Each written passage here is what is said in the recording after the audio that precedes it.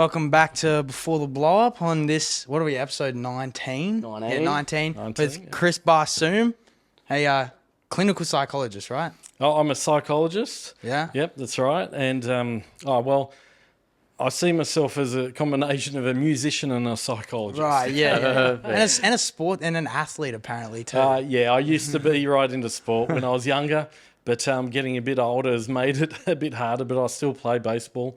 So, yeah, Sick. so I still have a bit of fun out there, but mainly injuring myself. Yeah. You and me both, brother. Yes, Yeah, look at the your wall wounds, shins, bro. Josh. Man, I skater got the better of me. Yep, just today. Just today, about an hour ago. Yes. I reckon we jump like kind of straight in. Tell me how you got into psychology. Yeah, well, it's interesting because I really feel like I didn't choose psychology, all right? It sort of chose me. Right. And it just comes about from who I am and what I did when I was younger. Basically, growing up, I had two very loving parents and just a happy, pretty good upbringing in suburban Sydney. And basically, my mum was a singer and a pianist, and I got into playing piano as a kid. But my passion was in my teens. I got into playing guitar. And basically, my years of my mid to late teens, it was just about playing guitar and wanting to play in a rock band. So after my HSC, after year 12, I went for a job, got the first job I went for, just working at the bank, working for Westpac back in the day. And I was there for pretty much 4 years. But, I used to think about how boring the job was. And I was just thinking about wanting to play in a rock band. And around the similar time, 18, 19, I was playing in a few different covers bands and so on. But, working for the bank, it was odd because all of a sudden... Well, I guess I've had a lot of empathy when I was young, and I've always been quite analytical. So, I've wanted to work out, how things work. Bit of an engineering mind, but I've had a lot of emotion too. So working in the bank, it just seemed like whether it was staff or customers, they were coming to me with their problems, right? Yeah, right. And I was helping them out. And after a few years in the bank, I was thinking, I've got to get out. And I guess the passion for playing music, it sort of shifted a bit, it drifted a bit. I realised, it is a very cutthroat industry out there with whatever you do with music, and Isaac will probably chat about that today during the podcast and even after. But, I played for fun. If something sort of picked up with doing music, well, that was great. But I had to think about what I'm going to do in the future for work. And it sort of came down to, I just want to work with people. And, I decided to sort of do psychology at uni and probably aim to become a psychologist. And all these years later, that's what I do now in my own private practice as a psychologist. Wow. Yeah. Where did the shift come from, like, still being the most super passionate about becoming a musician, playing a rock band, to, like, it's sort of just fading out? How did that sort of progress or de-progress? Well, I think in those years through my 20s, I had to realise a few things, right? So that sport, although I had a passion when I was very young for sport, and my two main sports were soccer and baseball, and I played at a representative level at both of those sports, but I realised, I was never going to play for Australia. I realised sport was fun. With music, I've always had the passion to follow through with music on different levels, and I still play. Like, I still play now in a rock covers band, an Oz rock covers band.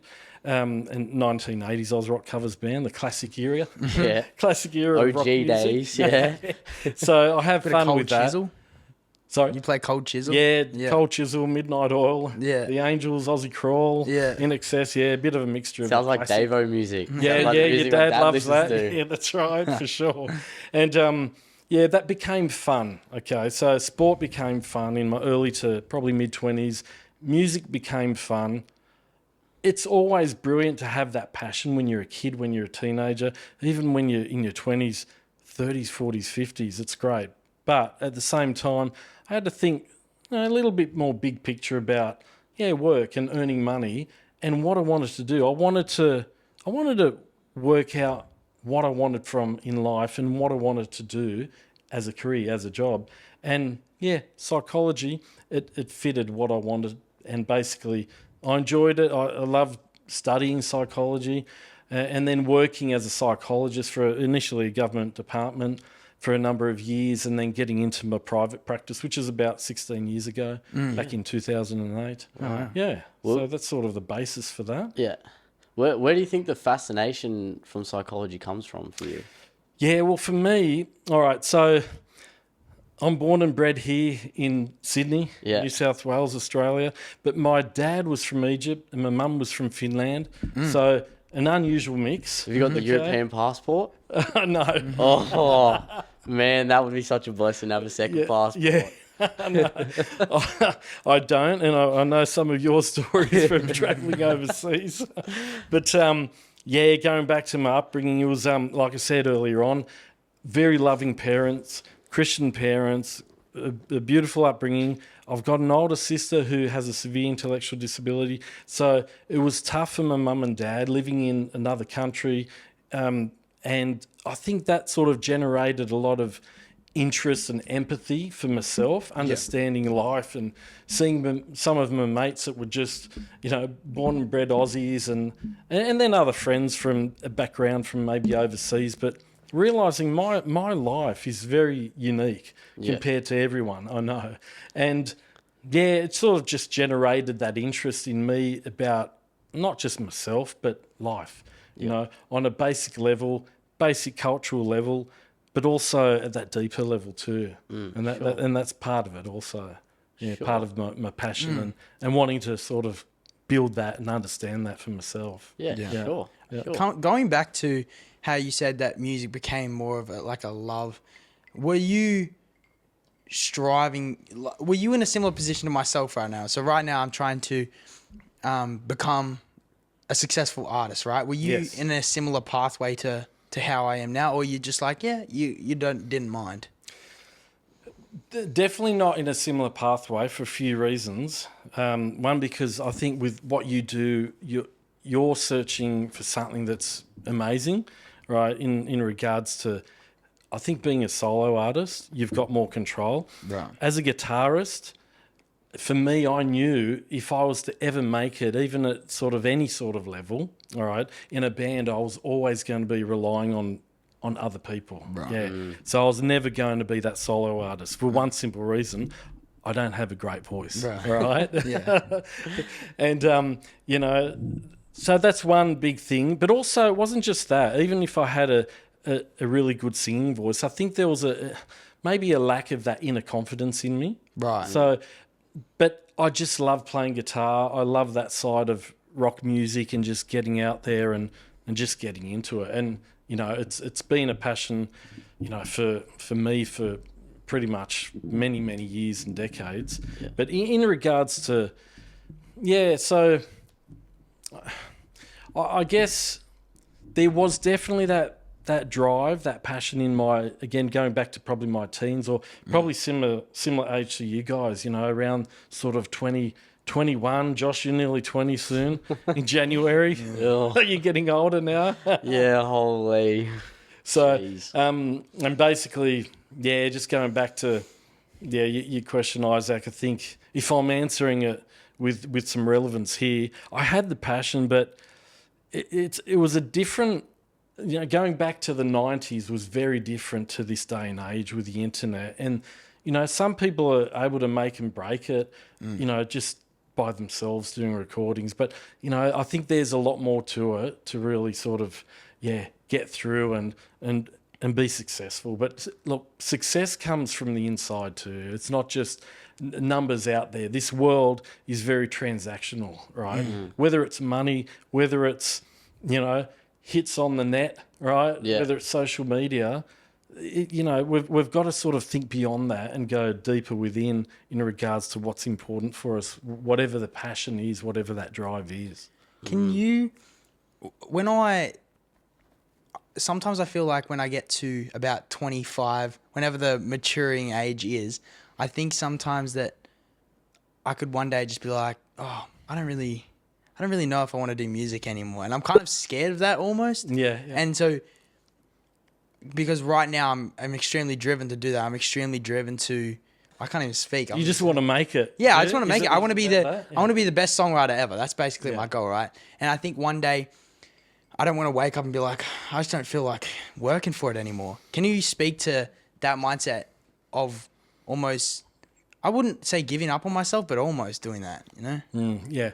Well, firstly, the age is 22. When you get to 22, you think you've got it all.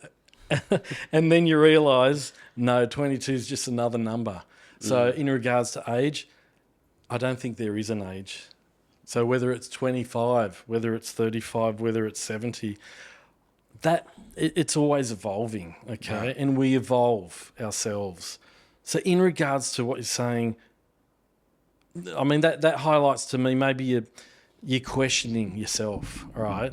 And sometimes in life, when we question ourselves a bit too much, it holds us back, right? It holds us back from achieving what we need to or what we want to achieve. Yeah, I think sometimes there's part of me that's like, and I talked about it in the last podcast with Huddy, and I was kind of just, am I delusional almost? Do I think that I'm better than I actually am? And sometimes I think of that, and then I'm like, it doesn't matter. I said that in the last podcast, but I want to keep going down this rabbit hole of like, what does that actually look like? Do one day I just wake up and I'm like, I'm just not as good as I thought, you know? And I think, like you said, there's parts of me that question myself, but then there's parts of me that's like, I know that I'm going to make it, you know? Yes, yeah. Well, look, we can't crystal ball the future, but if we could go ahead, say 10 years and look at you potentially, all right, whether it's you or someone else being super successful, all right, but what does that really mean in the big picture, you know?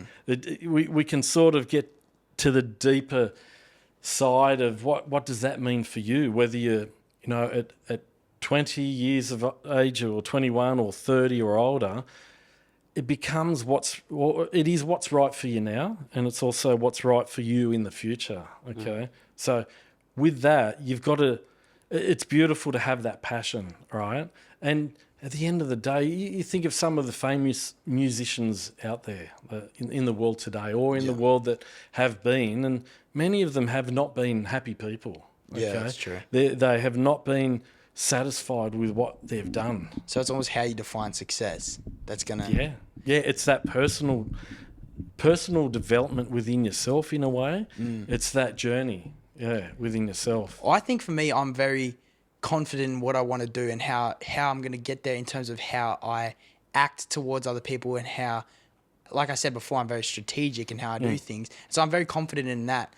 But I think, as I was saying, I sometimes second guess myself. How do I keep building that confidence to know that I'm going to make it? And for people that are watching as well, how do they start to build that kind of line of thought? Yeah. Okay, so I think you've got to not question yourself too much. That's really important, right, with what you're doing, okay?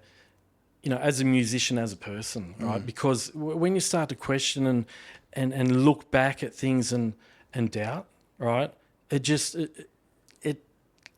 kills the creativity, right? And if you lose that creative side, what does that leave you with? Very little. Okay, it leaves you with something different, whether it's less than what you had before or a different journey to go on that may not be that creative side. Yeah, I'd say you want to just don't ask too many questions of yourself, right? Okay. Because the world will put mega pressure on you, okay? And the music business is like it's been for many years, for many decades. It is cutthroat. It doesn't matter what industry you're in, okay? I mean, sometimes, even as a musician in a rock band, you know, rock bands are notorious for, you know, breaking up and having all sorts of management and contractual issues. But I've heard it with some clients over a number of years, a couple of clients that have worked in different fields such as the recording industry, at the Opera House, and another person that worked in, was a musician in classical music, and he, a number of years ago, spoke about how it's so cutthroat to break it in the Australian classical side of music, let alone overseas. So what I'd say for you, Isaac, is the world is going to be against you, right? No matter what, and you've got to face up to that and know that you've just got to be yourself with what you do.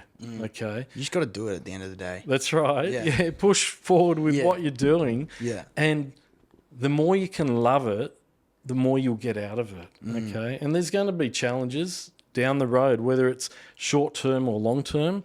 And I mean, I think it's been great. You guys have spoken a bit about it with some of the previous podcasts, you know. So that, you know, it builds character though. Yeah. Right. And it does make you stronger in certain ways. And you've got to face reality with different things too. Yeah. You know, and you'll have, look, the more successful you get, all right, you'll have critics. Yeah. Right. And it doesn't matter if it could be sort of friends or acquaintances, or it could be someone that's halfway around the world, you know, with comments online. Okay? Yeah, sure. In this day and age, it's probably even more important to, have that self-belief, but also just keep at it. Okay? Yeah, I think for me, I don't really worry about what other people say too much. I don't think that's ever been a big issue, or I don't think it'll be a big issue for me. But I think my issue is comparing myself to other people. Yeah. It's like, I feel like, I'm 20, but some other 20-year-olds are doing so much more than me. And we talked about it on the podcast before. I think there's a line of where comparison towards other people is somewhat okay. And disagree with me if you think I'm wrong or anything like that. But I think when I look at other people, okay, how can I, because I'm so competitive, how can I beat them? So I've got to at least look at what they're doing. And I think that there's a line that sometimes I go down where I'm like, I'm just not doing as much as them. I need to keep going further. I need to keep pushing harder. Can you talk to where that gets unhealthy? Yeah, well, look, comparison, that's pretty normal in life, right? In comparison, like, it doesn't matter, like Josh, with your riding and your racing, you know, that's a massive thing for you. Isaac, with what you've just spoken about, comparison, it's only normal for us to compare ourselves to others with whatever we do, with other peers, with other people, okay? So let's say with your music, right? That's positive what you said before. You've got that self-belief, right?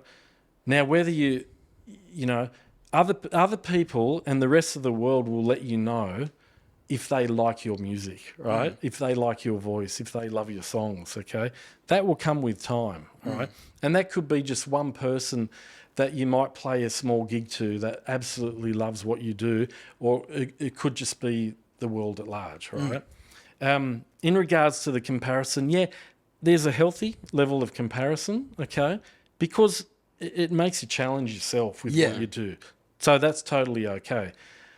But if you say to yourself, well, I'm not good enough, or that person or that artist or that musician or that singer is so much better than me, and I can't be them, I can't sing like them, I can't play guitar like them, again, it just draws away from you and your creativity. You are who you are, okay? And again, as a musician, you've got to think outside the box and just bring it back to what you are and who you are. And the more you're able to do that, there's a purity with that, okay? So you're not thinking about the others, right? It's more about being in the zone for yourself. Yeah. Okay.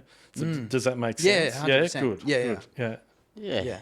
That's cool, man. That's cool. I actually got a bit of a personal question, I think. Sure. Like, do you think, like, because you and Isaac are, you know, talking about sort of like not his issues, but, you know, like going back and forth, does like hearing, not complaining all day, but people's problems all day and stuff sort of drain you, or like do you get a bit exhausted hearing to people's problems, or desensitize you at all? Yeah, so look, with my work, and again, part of the reason that I love what I do, and I do genuinely really like and at times love what I do, because I'm helping people, right? And it's challenging for me, and every single shift, like, so as a psychologist, usually it's based around a 1 hour session with people.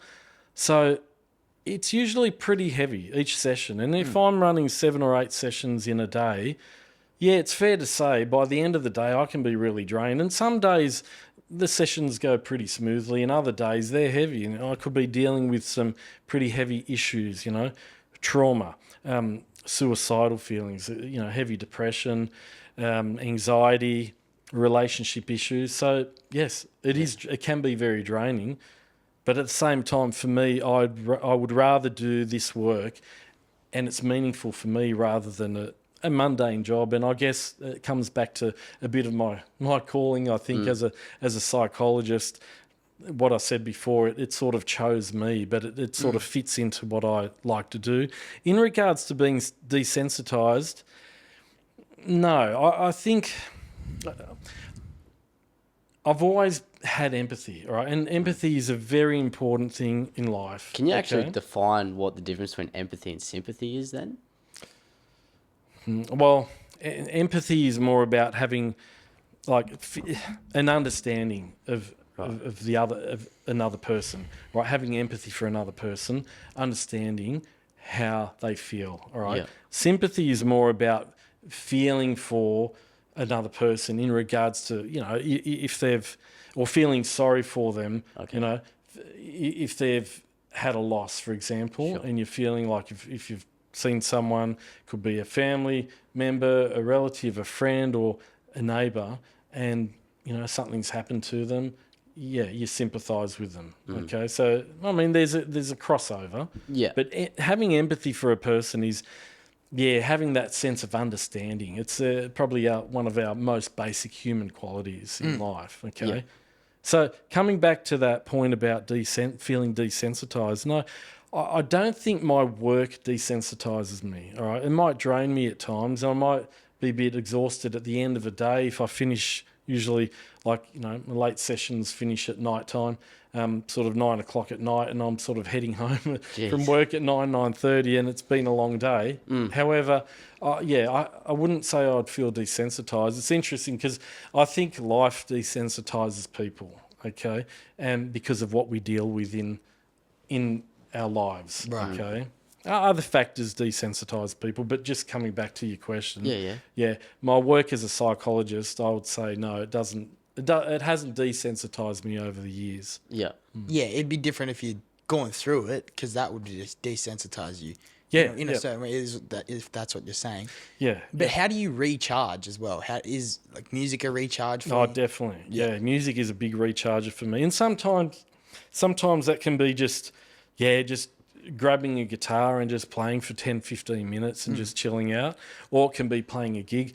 When I started my private practice, I was mainly, because I worked full-time as a psychologist for a government department, and then I started my private practice on Saturdays. So, and I was playing in a rock covers band back then, and I remember, so I'd work through the week, and then I'd be working Saturday, and I think by about 3 or 4 o'clock on a Saturday afternoon, if I had a gig coming up that evening, it just sort of it just actually powered me up for really? getting through the rest of the afternoon if I had a long Saturday of seeing clients, and I just look forward to playing a gig. So and other ways to sort of switch off, I guess, or sort of recharge myself besides music.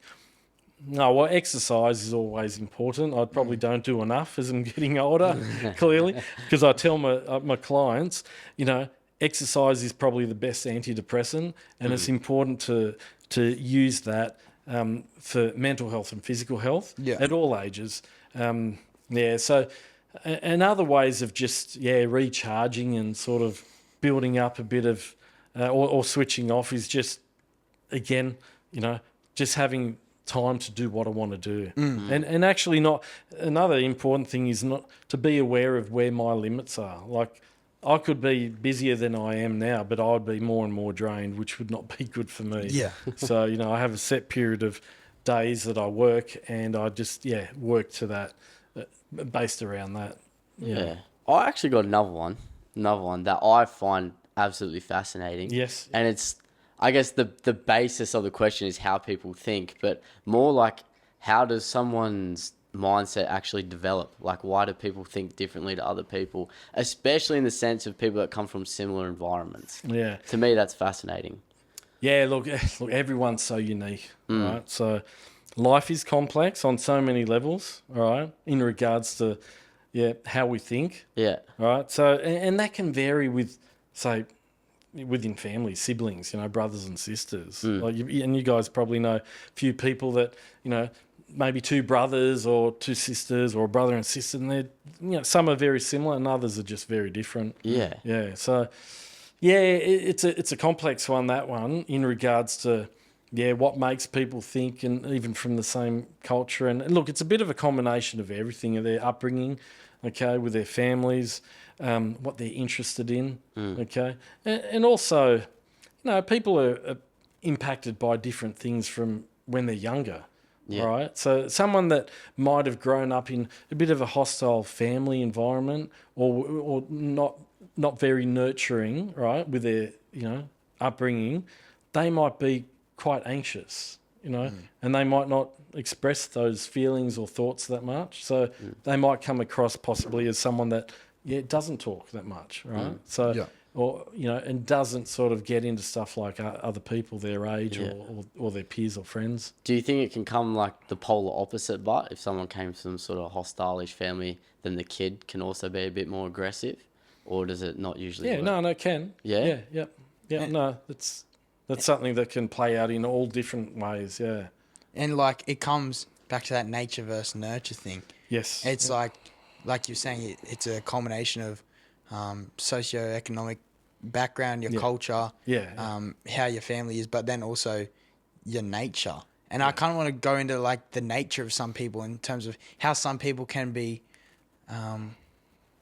narcissistic in a way potentially, or more natured towards being more anxious. How does someone develop becoming a narcissist? I just want to know that. Yeah, well, going back to what you said before about nature versus nurture. So, again, we're all we're byproducts, I guess, of our genes, and our genes are our biological parents, right? So, I think it's definitely a combination of both in regards to how our personalities develop and how our understanding of life develops. So, the nature part of it, how we're born, our genes, our biological, physiological makeup, I see that as they're the building blocks, right, of who we are. But I really believe that the nurture part of it, how we are brought up as babies, as toddlers, as children, as teenagers, right, and especially in those early years, that's probably even more defining than the biological part of it. Okay. And in regards to, narcissism, or someone that's a narcissist, okay, if we think about what is a narcissist, okay, well, that's quite complex in itself, right? Now, when we look at, we think about a narcissist, it can vary quite a bit, but basically, in some simple terms, a narcissist is someone that just has this grandiose belief in themselves. They can really look down on other people or think that others are completely wrong, and they know everything, and that people should admire them. But that's sort of a trait. That's a personality trait itself. You think that can get tied up in self-confidence then? Oh, it can, yep. But in regards to, I guess, what makes a narcissist, okay, so again, it probably goes back for many people to, or if we think of, because there's a big difference between someone with, like, classified as having a narcissistic personality disorder to narcissistic traits. But if we just think on a general basis, I think a lot of it probably comes back to, it could be a combination of trauma, abuse, or neglect when they're younger, and that can vary quite a bit. And a sense of a lack of empathy, definitely, and a lack of feelings for other people. Okay, so in regards to, so with that point about confidence, Josh, just ask me that one again. Oh, when you were talking about the narcissism and how they can be very full of themselves and look down on people, think they're better than people, I was thinking, like, could that also correlate into self-confidence being like, oh, I'm like way better than you, not way better than you, but like I'm really good at this, or like just being self-confident. Yeah. Is that a narcissistic trait? Well, okay. So again, it is a trait of a narcissistic type of personality. Okay. Right. That self-confidence, that, thinking you're on top of the world, but it's also, that's in a negative sense, but you've got to look at the context of other factors. But that in itself, when you're talking about the confidence side of it, can be a pretty normal sort of focus or mindset for someone that really wants to achieve something in life, okay? And that's where there's a bit of a paradox. And that's where it gets pretty complex and interesting, okay? Because We're here for it. We're here for it. Yeah, because in some ways, you know, to achieve in life, that's an important part of a person, right? Having that self-confidence, right? And having that self-belief, right? Really important. It's like with you boys, you know, with what you're aiming for, right? If you didn't have that, where would that leave both of you at the moment? You would just With your never writing believe and in your yourself, and you'd be hesitant with everything. Yep. If you didn't have the bit of like, oh, I could easily do this. Yeah. You'd hesitate and you'd hurt yourself. Yeah. Or even just not believe in yourself and not pursue your dreams. So I think that's definitely a relevant part of pursuing what you want to pursue in a healthy way. But then if when you sort of factor in and think of the big picture, and that's what's important here, right? If you're just self-focused and have this real narrow focus and think, I'm the best writer in the world, right? Or I'm the best singer in the world, does that leave you with much more than that? Not really. Do you think you have to think like that to get to those positions though? I think there has to be that deep drive to want it. Okay? It kind of comes back to, and we kind of had this as a written question that we wanted to ask. People like Michael Jordan or Kobe Bryant, right? Yeah. They're so narrowly focused, like you're saying. They want to be the best. They're going to be the best. Do you think that... I think there's definitely parts of that, and especially them particularly, but yes, more generally, people like that. How do we kind of build that without being too narrowly focused, but having that ironclad mindset kind of thing? Yeah, well, if you think like back to Michael Jordan, probably arguably the best basketballer of the 80s and 90s. Of the 80s and 90s, I'll take that one. Yeah, that's right. And, you know, there's a lot of factors that go into that, you know. You have to have that. Definitely have to have that drive. Would Michael have got to where he got to without that drive? No way. No. Okay. No. If he wanted to just play basketball and have fun, yeah, he could have been a great basketballer and, you know, not achieved what he's achieved in his career. Okay. So obviously he had that drive, but there was more to it than that. Okay. If he had a real narrow focus and I guess what I mean is a narrow focus, or maybe even this heavy narcissistic tendency that he was the best and nothing else was going to matter, would he have got to where he was? I don't know, but I think I see clips of him and the way he talks to people and all that kind of stuff, that I think he almost did have that. That he did whatever... Because I seen this thing and it was like, his teammates said, "Oh, there's no I in team." He's like, "Oh, there's I in win," and it's like that to me speaks to exactly what it is. And I think where I'm kind of going with this is, I know both Josh and I both want to win. Like we're so competitive and we're both so focused on these goals that we have. How can we do that without becoming narcissistic? Yeah. Well, it probably goes back to who you are, right? You know, like who you are as guys, as people, as a human being, okay? So it'd be interesting if you, to say it around 2021, you know, if you're not a narcissist now, could the next 10 years sort of turn you into that? What do you both think?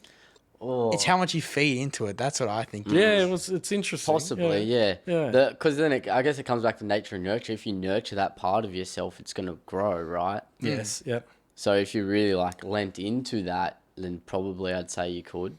Yeah, well, and also we've got to think of it like, it's easy to talk about a narcissist as a person that is narcissistic or not, okay? But it's the personality disorder that actually makes them a narcissist. Yeah, well, yeah, with personality or narcissistic personality disorder. Sorry, yeah. That's the clinical aspect of it, but that's right down the end of that spectrum in a sense, right? Yeah. So again, when we think of narcissistic traits, we're looking at that lack of empathy.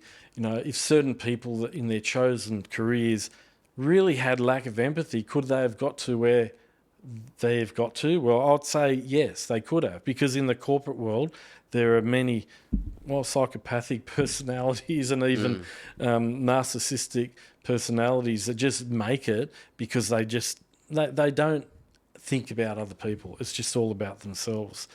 And the nature of this world, especially the westernized world, that tends to favour that to a large extent. Okay.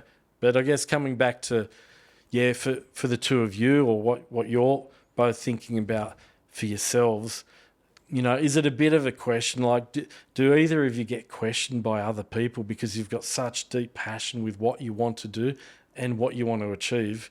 Do you get questioned that, you're just, in your own mindset and you're being a narcissist? Is that how it's I wouldn't come up? say, I've been accused of it before, don't get me wrong. Yeah, but yeah. I think, but not by someone that I really value their opinion very highly, which sounds bad, but the Sounds people that are the people that are close to me, like my family, they would say that I'm very single track minded. Yeah, That's yeah. what they would say. They wouldn't say, "Oh, you're so narcissistic." I've Yeah, been said yeah. people that I care about their opinion, they wouldn't say that I'm narcissistic, but they would say, "Oh, you're very I would say that I'm pretty self interested and I'm single track minded. That's basically what I get told. Yeah, and I'd say that's passion, all right? So that's a passion and a focus for you, all right? And that in itself is great because that is your driver, all right? For what you do. When we look at the negative side, and that's where there's a bit of a paradox, because people might think, that person's so self-centered and so self-focused on what they're doing or what they're trying to achieve. People can sort of see the negative side of it, but if you chase that, but you still have empathy for other people around you, right? Whether it's just your family, friends, or say an audience member, right? Okay, or for you, Josh, someone in the crowd, right? Yeah. So it could be a kid that wants your autograph, right? At some point. So if you just don't even care about that, well, where does that leave you? Pretty empty. Empty, I like yeah. it. I love when kids come up and want to Yeah, take photos. Like I love that. Like I froth hard on that. Yeah, It like yes. gives me almost an ego boost in a sense because I'm Yeah. being recognized. Yeah. But you think of some people, whether it's riders or some sporting, personalities, or even musicians or artists that, sometimes you hear about it on social media, or read it or see it online, that such and such has fobbed off someone because they didn't want to give an autograph. Like they've probably given 5,000 autographs, and look, not saying that's a negative thing. You've got to look at the context of something like that if an incident like that happens. But, it's about understanding oneself, right, at different points in life, from when you're young and having that dream to achieving that dream, and then how you live that journey too.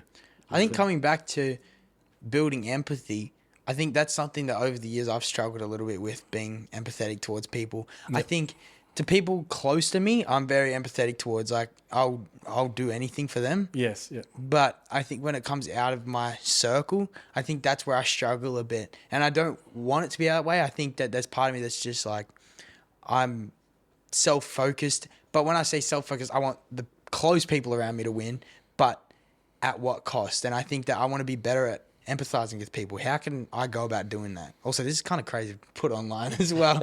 I was just going into our own psychology session. But how can I be better at doing that? see, I feel like I'm different. I feel like I have lots of empathy to people I don't even know. But I have I would say a lack of empathy to people's situations who I think their life is like cushy, like real easy. Yeah, and then they complain. I'm like, shut up.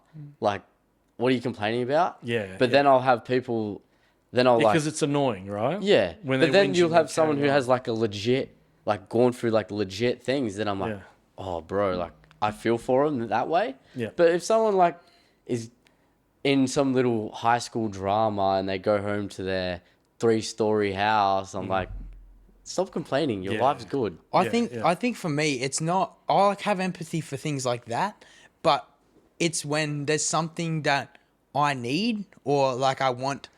It sounds so selfish. It's crazy what I'm like, but there's something that I'm like, oh, okay, I need to go through you to get it. I'm gonna just push it aside. I don't really care. Like I'll just, or okay, for example, right, I did sales for a bit. Yeah. If I knew, okay, you've probably got better, but what I'm trying, sorry, let me say that again. If I knew that you've got something that's better, but I'm still trying to sell you something, I don't really care. I'll just sell it to you anyway. Like, it's like that kind of thing. It's not, if someone's in a bad situation, yes, I'll have empathy towards them. Yeah. That is different, but it's like when it's in my line of focus, I'm just going to go for it. Yeah. All right. So then we're looking at maybe the context, with sales, you weren't worried about much else. It was just about selling. Yeah. Yeah. Selling the product, getting the sale, which I guess the fact that you're thinking like that is a positive in the sense that you're recognizing a sense of, what you, or how you judge yourself in that moment. Like, so there would be less empathy, right, if you didn't question yourself. So the fact that you're questioning yourself, whether it's in that example or just in general, wanting to sort of, asking that question for yourself, how can I have a bit more empathy for others? It's actually a good thing. Right. All right. Because you're challenging yourself.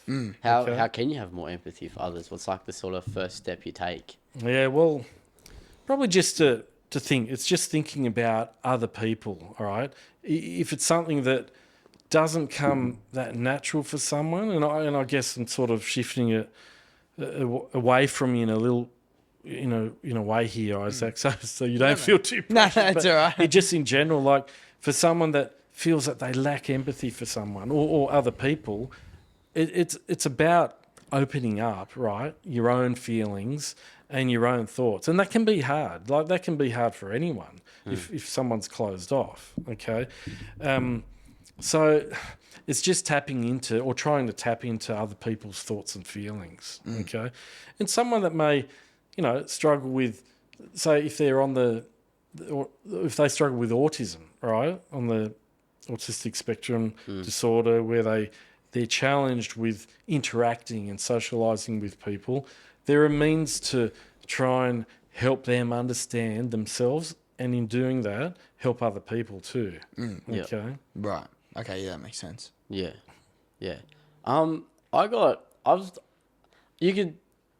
I'd love your criticism on this because I've kind of been thinking about this. Yep. I've been thinking about because myself, with so many injuries and stuff, and I always am like, I could ride like that person, blah, blah, blah, blah, blah.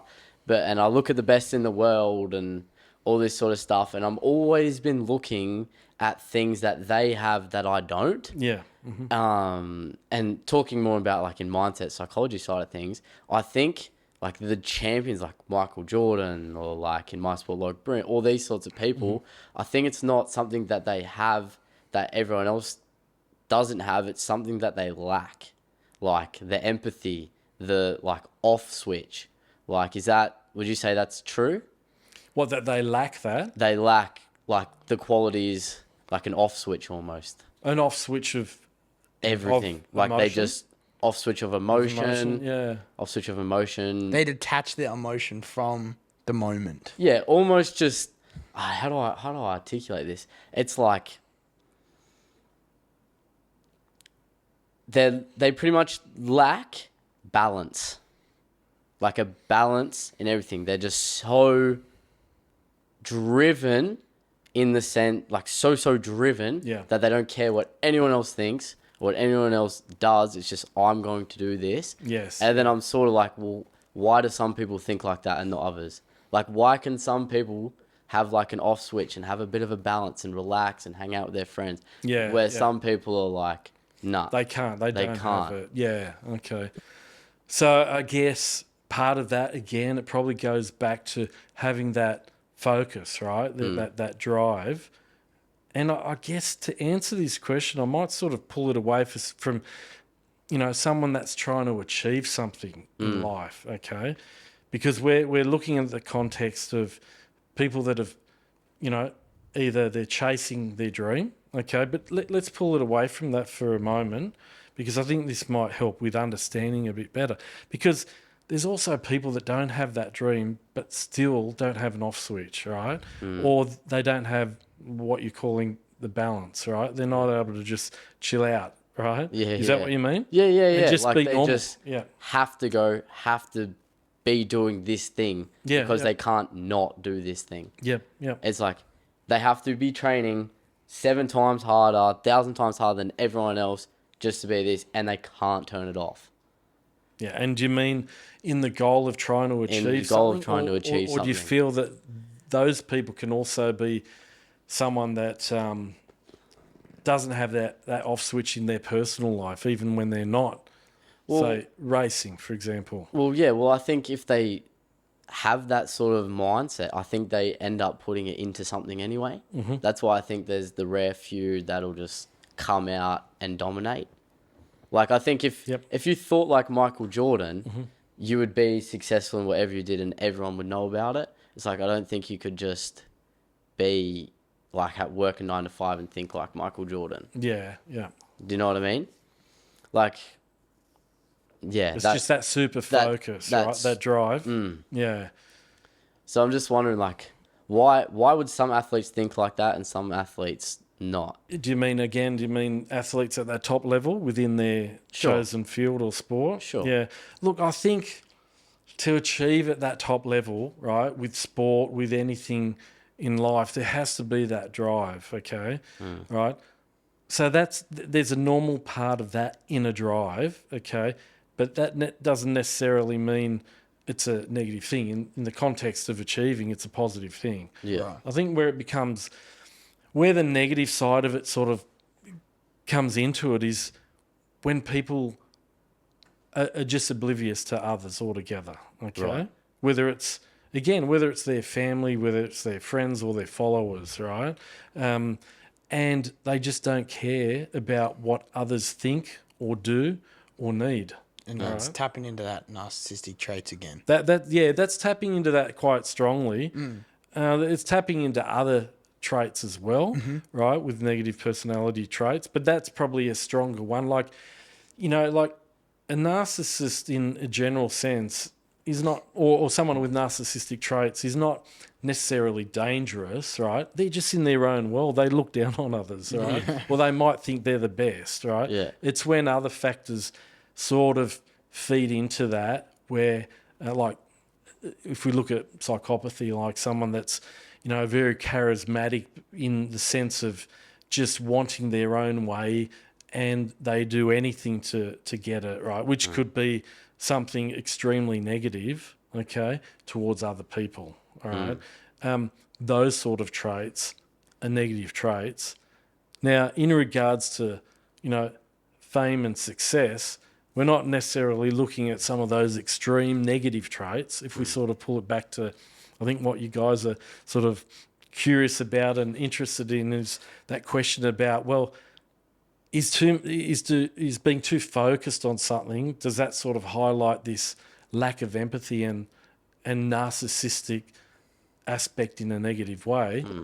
And my answer would be, it can. But if you sort of keep your mind open, right, to other things in life and other things that are important for you, that can make you even better. Yeah. All right. And that's what's really important. And balance in life is so important. I think as I get older, I realise, and even with my counselling with clients, that having balance in life with your health, with your physical health, mental health, with relationships, with just life in general, that's so important. I think though with us is we struggle to understand why that's important. I maybe not so much that. I think we can understand why that would be important, but I think that we understand that something's got to give to be at that level. Like Michael Jordan, he's sacrificed so much to be at that level, and so I think the way that we think, I don't know if we can have balance to get to that level. Is that even possible? Yeah, well, again, at your age, you're not thinking about balance. You're just thinking about the doing, right? That's pretty normal. Right. Going, being the fastest for you, Josh, right? And winning, okay? Because it's the drive. You're not necessarily thinking about the balance side of it. And Isaac, for you, just getting out there and whether it's getting your music to the world, right, and trying to get as much of it to the world for yourself, right? So, in an odd sort of way, when you guys are older, you'll look back and wonder if, well, where was the balance in what I'm doing now or what I was doing back then? But in a certain way, it is important. Part of it's coming naturally anyway for you guys. But if it becomes too unbalanced, right, then it's going to affect you in negative ways, right? Like with relationships, like all that sort of stuff? Yeah. It could be with relationships, but even achieving what you're trying to achieve, okay? Like say with your writing, right? If there's not a balance in your life, say with your physical health, right? If you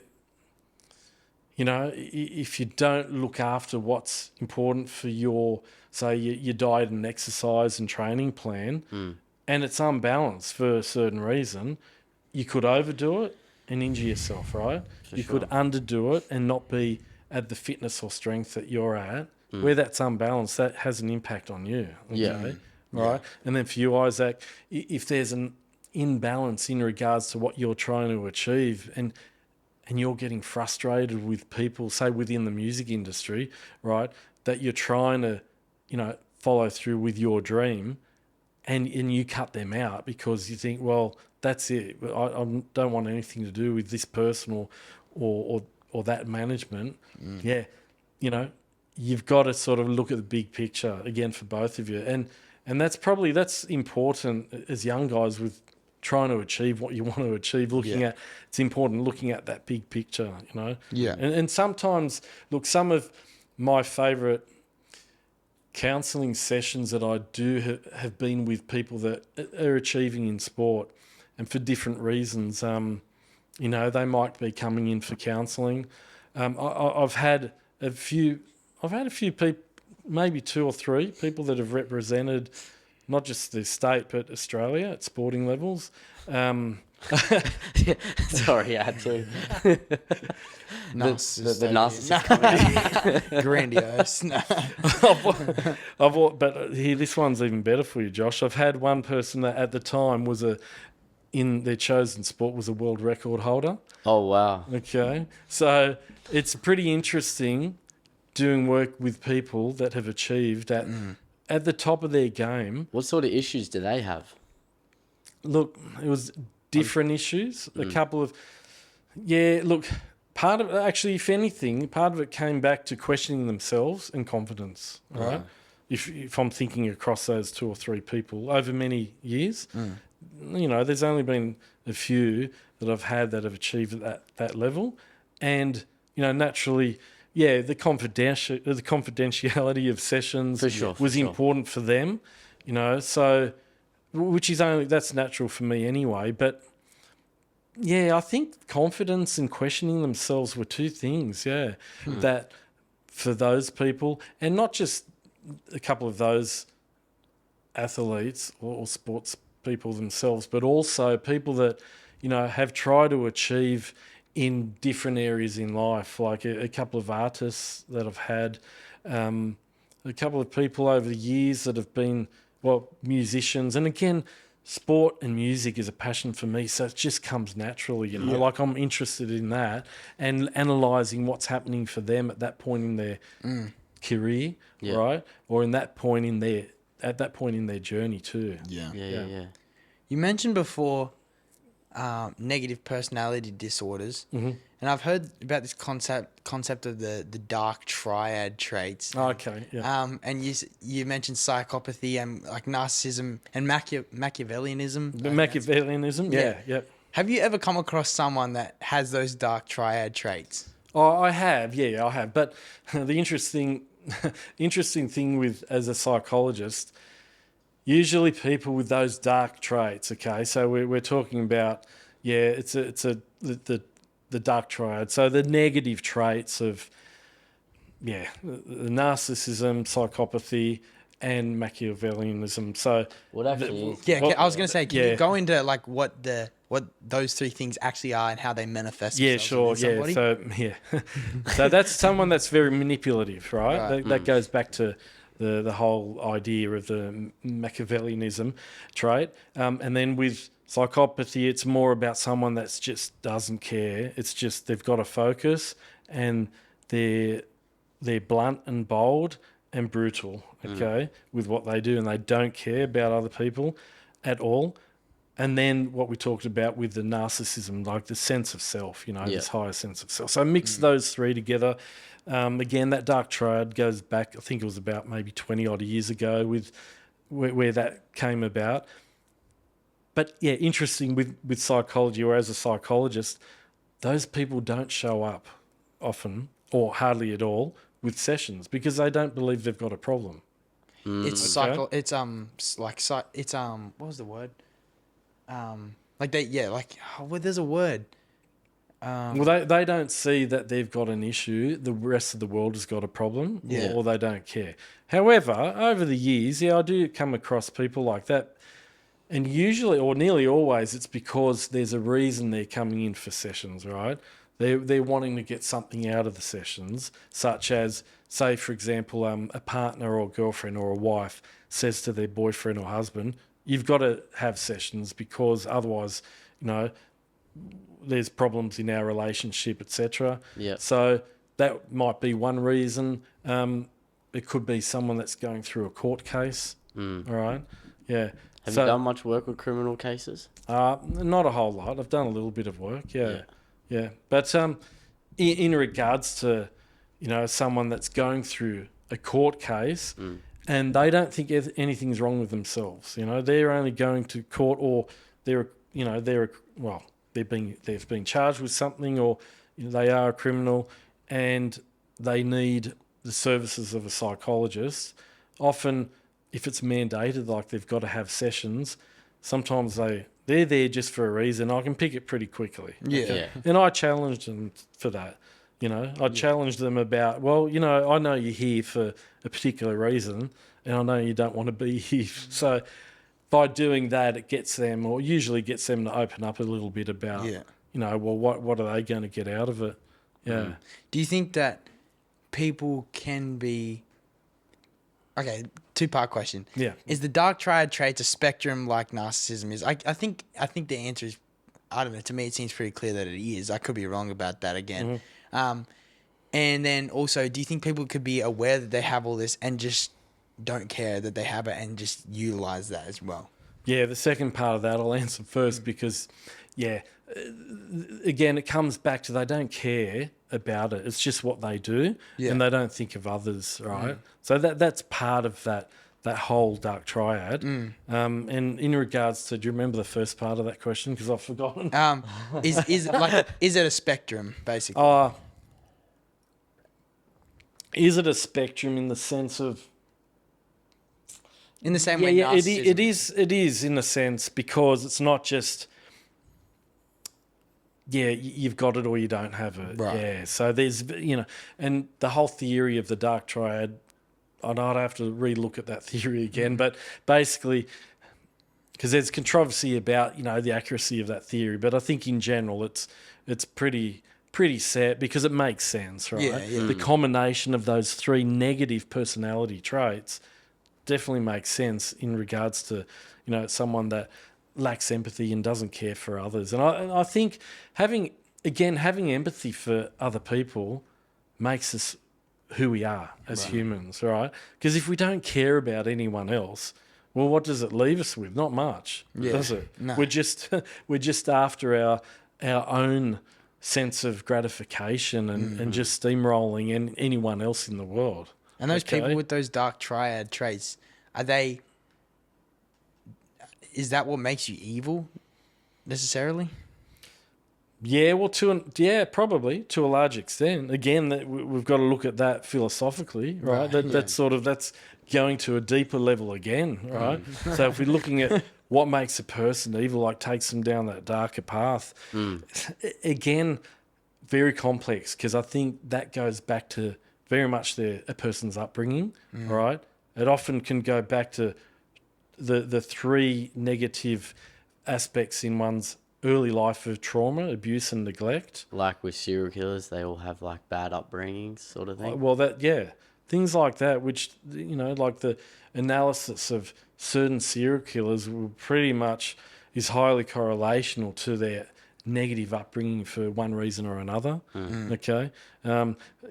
Murderers, people that just, for whatever reason, are evil. Okay. And then there's the other side of it that gets complex again because it goes to another dimension, and we look at the spiritual side of it too. Okay. Or within different religions, whether it's the Christian religion, the Hindu religion or whatever religion, like there's different views within religion. So it gets pretty complex. But basically if we look at those negative personality traits in a deep way, I think that's part of what brings the word evil and the dark side into this world pretty much. Have you seen someone with those dark personality traits, those negative personality traits, kind of switch sides almost?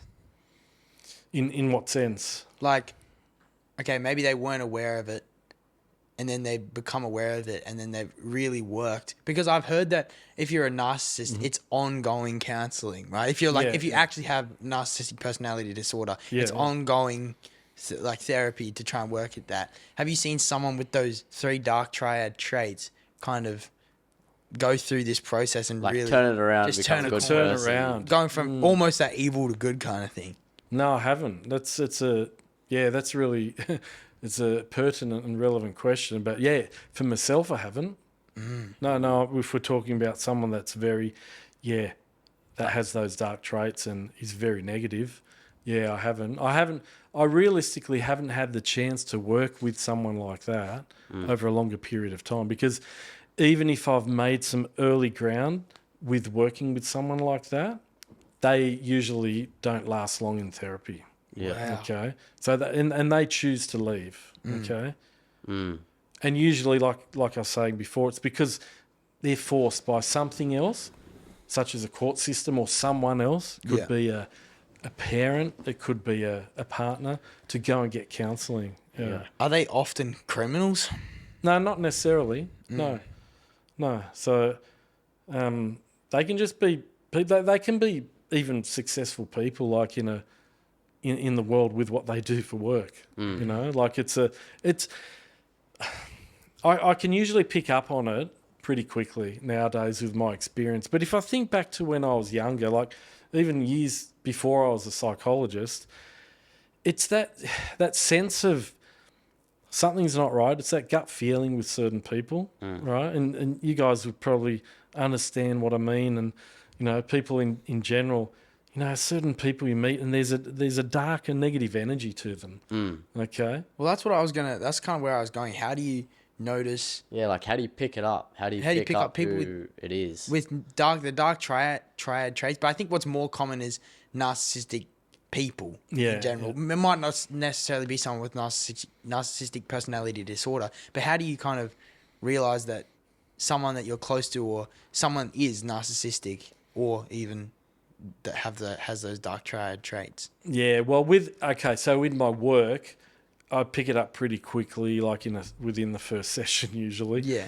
Because I remember when I started doing my work, there was a couple of older guys at the time, in my early couple of years of doing counselling, that came in. I mean, they might have been, say, in their 50s at the time, and I was 30, however old I was, so mid-30s, I think. Yeah. So, and one of them stands out, actually. It was probably the one that, the first one.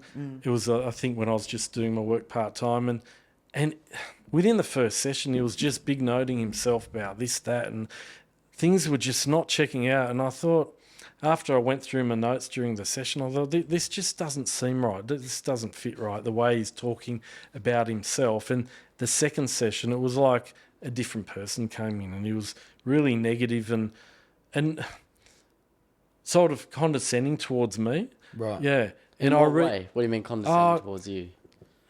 Saying something along the lines of, after this session, you can go home to your family and, live your life and be happy. Yeah. So quite negative. And it sort of threw me at the time, but I learnt from that lesson and realised, trust my gut feelings, right? My gut instinct in regards to the first session when I pick it up. Yeah. And ever since then, I've picked it up every time. And like I said, I don't see many narcissistic people in counselling simply because they often don't think they've got a problem, so they don't come in. That guy sounds like a covert narcissist. Because I heard stuff about how like covert narcissists they think they're so much better, but the world has like done them dirty kind of thing. Yes, yeah. That's what it sounds like. Yeah. I don't know. Yeah, well, yeah, he probably pretty much fitted that. After that second session, it was interesting because I've got to think back because it's about probably 15 years ago now. So I remember thinking I don't want to see him again for a third session because he pissed me off. It was that blunt. But at the same time, I thought, no, I've got to challenge myself with this and realise if he does call up for another session, I want to try and approach this professionally. Yeah. But he never did. Right. Okay. Yeah. So he was there for whatever reason back then. I can't remember, but he was probably the first one that stood out to me that he wasn't there for getting help at all. He just wanted to sort of go off at someone and big note himself. Yeah. Yeah. Have you ever been concerned for your well-being, like talking to someone? Like you ever talk to someone so gnarly, like freaking out a bit? Concerned for my well-being? Yeah, like someone freaked you out so much, you're like, this dude's actually like really dangerous? No, I haven't because, look, I think that could be an issue, say, with a female counsellor or female psychologist. Yeah. That might be in a pressured situation, especially with male, right? Yeah, feeling for sure. intimidated. And I like with supervision sessions that I've had with other psychologists, female psychologists, that has come up in conversation, but it's never been an issue for me. Right. Yeah. Going back to this, how do you figure out you're around a narcissist? I want to, for people that aren't psychologists, like the general person, how do we realize, okay, this person's a narcissist? Okay, yeah. So looking at some of the triggers or things that stand out. Yes. So I guess it's about when they're just talking about themselves and not even asking questions about like you or other people, right? When they've just got that self-focus. So again, we're not talking about a self-focus on a particular thing, such as, wanting to be like the best at writing or music, okay? Yeah. It's just on a personality level. Right. Yeah. It's just all about themselves, big noting themselves. And so that's probably the one main thing. And the second one would be, even if you talk to them and you realise, well, they're not even interested in anything you do, okay? Right? Because they're switched off. They're right? just all about them. And it's, just who they are or what they are. And it can be hard to pick up at sort of a young age because, you're still learning about life, right? But it's a good thing to think of, especially because you're going to come across people in your chosen fields that are like that, all right? And look, it's more about picking up those negative traits of their personality that sort of stand out rather than what they're trying to achieve in what they're doing. Yeah. Okay. So does that make sense? Yeah. That there is a difference with that. Okay. With those sort of things. Yeah. I'd love to go back to sports. Yeah, no, that's good. Instead of narcissism. But Yeah. I'd love to talk about sort of a mental toughness sort of thing with like athletes and coming back from injury as well. Yeah. For sure. So I guess I'd start with like, how do you actually develop like a really strong mind? A strong mind in regards to dealing with injury. Yeah, and pressure and just performing. Yeah, well, I mean, that comes back to resilience, the big word in, what is resilience? What makes us resilient? I think that comes back to, again, that nurture, how we're brought up, our understanding, right? Yeah. Of the world and facing challenges, right? And when it comes to injury, right, with sport, that can be a pretty tough one because, you know, an injury holds you back from achieving what you're out there to achieve, right? At any point in one's career. Okay. So yeah, toughness, it's one's personality. It's their ability to sort of meet challenges and still be able to, number one, manage them in a functional way, not a dysfunctional way. And number two, be able to push through and understand, say with injuries, okay, how to sort of move forward, but also knowing that there could be some difficulty with that injury reoccurring or having another injury. Yeah. You So know? what's sort of the building blocks to get that resilience then? Because if it's just nurtured when you're a young kid, well then when you're old, can you not have resilience? You know what I mean? Yeah, you need to work at it, all the way through. It's not just automatically there if you've got it as a kid, right, or as a teenager. I think that's the time in one's life when all of those building blocks, right, are developed, okay? Yeah. But it continues on. Okay? How are they developed though? Or how were they developed? Well, how do you personally? work at them as well, I think.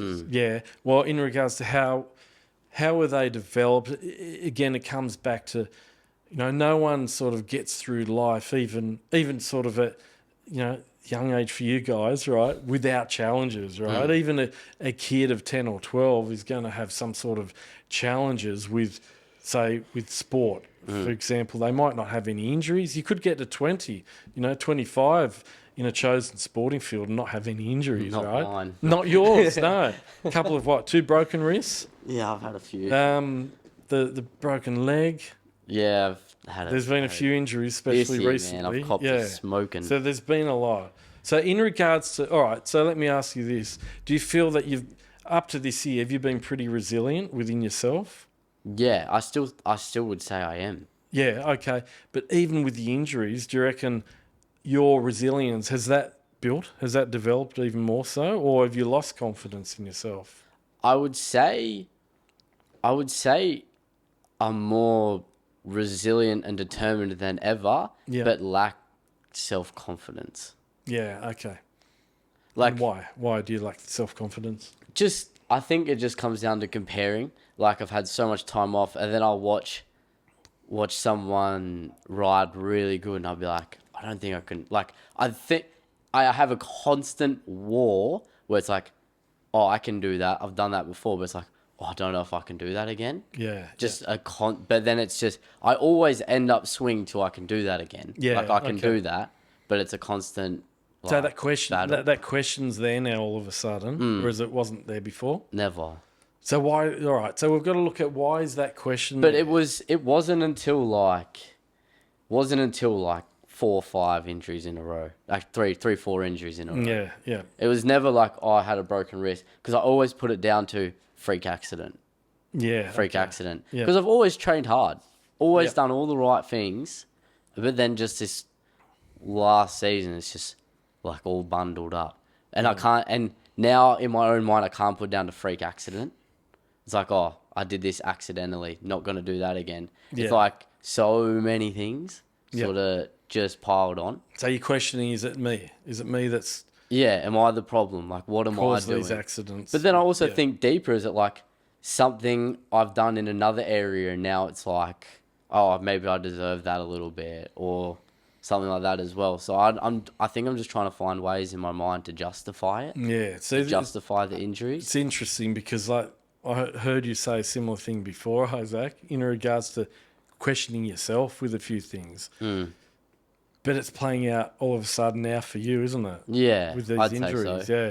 So I guess again it comes back to your confidence, right, or your self confidence, and you're asking yourself a relevant question. You know, like have I sort of not necessarily caused these injuries, but have I done something a certain way that has contributed to having a number of these injuries, and sure. especially recently. So it's good. You're challenging yourself, but in challenging yourself and questioning yourself about that, you do your confidence gets affected. Yeah, right? for sure. And it's true. You think of, if we think again, sports people, right, in their chosen sport, right, around the world that have really made it, okay? Doesn't matter if it's, it could be soccer, tennis, baseball, basketball, surfing, bike riding, anything, okay? When we think about those people that are that have made it to the top level, right? And are known as, they were one of the best in their time, okay? It's probably pretty fair to say all of them, or nearly all of them, have not had major injuries throughout their journey. Yeah. Okay. But then you get some that have like the crazy comeback story. Yeah, that's right. Yep. And then come back to the top. And I can't say Kelly Slater, but John Florence surfing. Yep. Crazy. Whole years of injuries, then comes back to wins everything. And good point with good old John Florence, like if you look at that and other sporting people that have made it back from injury, sometimes they do come back to that even a higher level, right? Yeah. And they achieve even more. Do you think that's because they go through that mental battle? It strengthens them? I think it could. It's hard to say.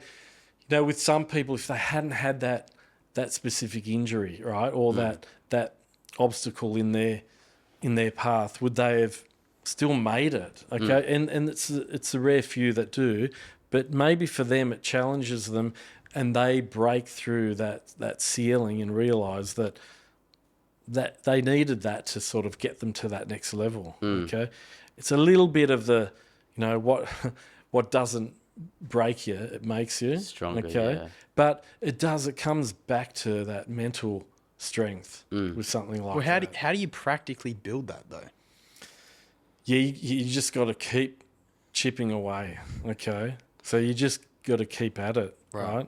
So if we look at for you, Josh, like you've got to sort of work on everything from technique to your health and your fitness with what you're doing and trying to achieve, and then you've also got to challenge those questions in your mind. Okay, you got to challenge that, the drop in confidence, and you got to sort of see that as a weakness now, which can be a good thing, and then you build on that so you can decrease that as a future weakness for yourself. It doesn't mean you decrease the chance of you being injured. You don't know. The next big race you have, you could injure yourself again, and that's tough. For sure. Right? But each time you've got to build that mindset within yourself, right, for what you're doing with your racing, okay? Yeah, I don't know. For me, I always tend to look things in a hindsight perspective. Like right now, like a lot of the times when I'm not kicking myself or something, I'm always looking like, this is going to be a sick comeback story. Yeah. So like I always do look at it, but I'm just in the midst of it now. So like it'll all come good eventually, and I'll end up like doing these things. But it's like I'm just in the midst, got to go through that mental battle sort of thing now. I don't know. I guess I feel like Job, to be honest, just getting absolutely punished. But then he comes back good, and I get more. Yeah, and it sucks to be in that position with the injuries that you've had, because it holds you back. You can see you're held back with that. And look, it's a mental thing. It's probably more mental than physical, really. Yeah. Like your injuries have to heal up. You've got to sort of make sure you can build yourself up so that you can protect yourself in a physical sense. But your mental focus is what strengthens you. So there is a good chance, like this could make you stronger within yourself moving forward. There's also a chance it could hold you back, but you don't want to give in to that. Okay, you've got to sort of, use this to your advantage. Okay.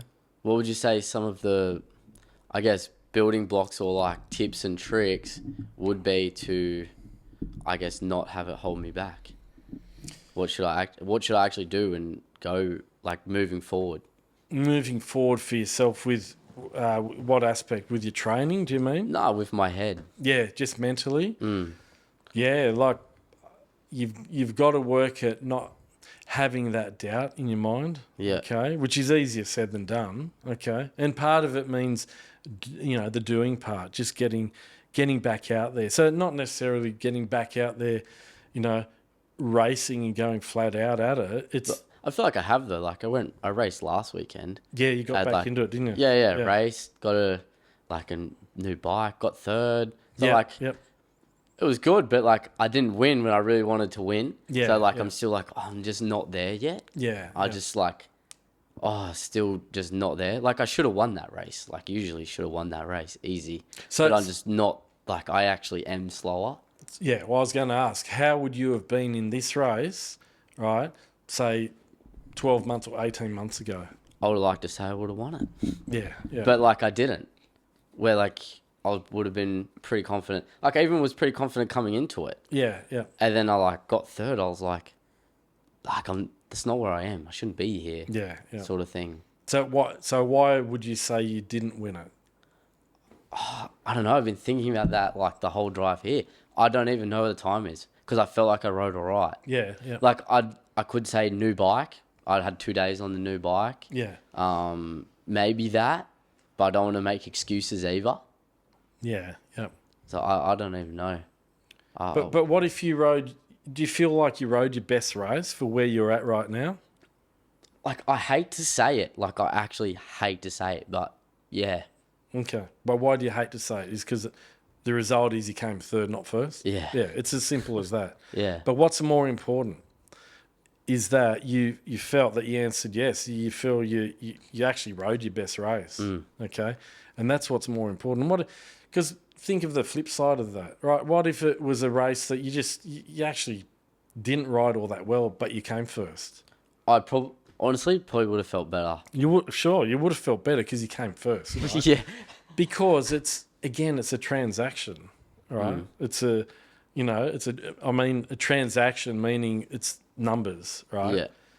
But I would say it's more important that, what you said before, you felt you actually rode the best you could have at this point in time. I'm sure there's little things like I could have maybe held more speed out of this corner. Yeah. But like as an overall, I was like, Yep. that was pretty good, pretty smooth, pretty clean. And this is your first race, so this was just this weekend? Yeah. Yeah.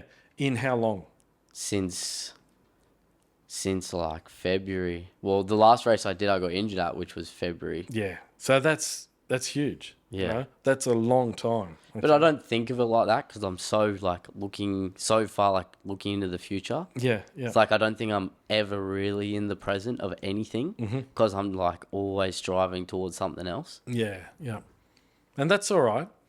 But thinking about it in the present, it forces you to think about it in the big picture too, doesn't it? Yeah. Right. How so? How does being in the present make you look at the big picture? Because I would have said looking into the future looks at the big picture more. Well, but being in the present and understanding, you're actually still, as much as you're thinking, you want to nail it and come first in every race because that's your drive, right? Yeah. You're still at the early stage of your recovery from all these injuries, Yeah. right? That you still are. Yeah. Even though February was a long time ago, Yeah. this is your first race. Okay. Yeah, I just had so many injuries. And surgery too. I had surgery that's right, a little while ago. So this is your first race from, here we are, we're in November. Okay, so 9 months, it's a long time. Yeah. Pretty the whole season pretty much. Yeah. So again, big picture stuff, think of it for what it is, right? I think the positive side of this is that you said you raced the best you could at this point in time, okay? And that's what's important for you. Yeah. Okay? Yeah. Does that make sense? Yeah, it makes sense. Sorry, I was nearly getting emotional there. Holy. Which is a good thing, okay? If it would have felt better to come first. Yeah, right? 100%. I mean, the ideal for you would have been to have your best race and come first, all right? But it's better that you raced your best and feel like you raced your best at this point in time, in this stage of your recovery, okay? Even though your mindset is you've recovered, okay? And I bet your mindset is I'm done now, I've recovered, and now I'm racing again, isn't it? For sure. Yeah, but the big picture is, again, that might be the case physically, but mentally, it's just another phase of your recovery, okay? And your recovery phase is getting back into the racing right and now. almost like if you keep training and keep chipping away at it, like you said, is that next time you have a race and you race your best, and that result will hopefully in time be better. You know? Yeah, sure. That's what you're aiming for, okay? Because you don't want to keep racing and come third. You're going to get frustrated, aren't you? Yeah. Okay. Yeah, You're absolutely. aiming to win the races, and that's why you're doing it. Yeah. And it's a passion from within, isn't it? For sure. Yeah, deep drive. Yeah, that's right. Yeah. Talking about dealing with like injury trauma, can we go to like early childhood trauma and how people, I guess, get over that, and how if someone hasn't dealt with early childhood trauma, how they can start to kind of figure that out? If they haven't dealt with their trauma. Yeah.